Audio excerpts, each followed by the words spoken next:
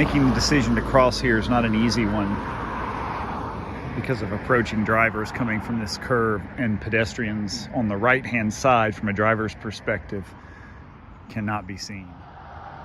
From this vantage point to the crosswalk is about 4 seconds for a driver. And if we put ourselves at driver level, we see that a person entering the crosswalk from the right just isn't seen because of the curve in the road.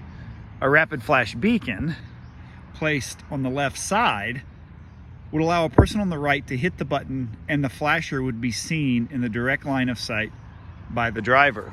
In timing motorists here, it's taken between 4 and 4.5 seconds to get from this point to that crosswalk. So someone has to make a pretty bold decision to cross from the right, not knowing an approaching motorist could be only 4 seconds away from hitting them. That's why this needs a rapid flash beacon.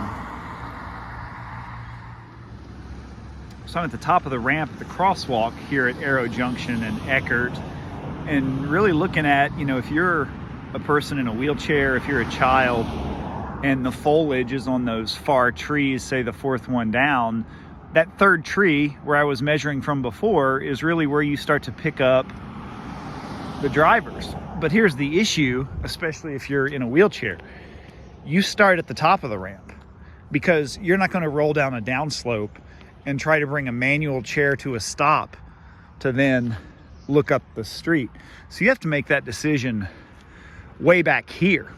And so when we look at the time it takes to get to the crosswalk and continue moving, we're well past that 4 seconds. And this puts pedestrians in what we would call the weapons envelope or the danger envelope in crossing here. It's why it needs a rapid flash beacon ASAP.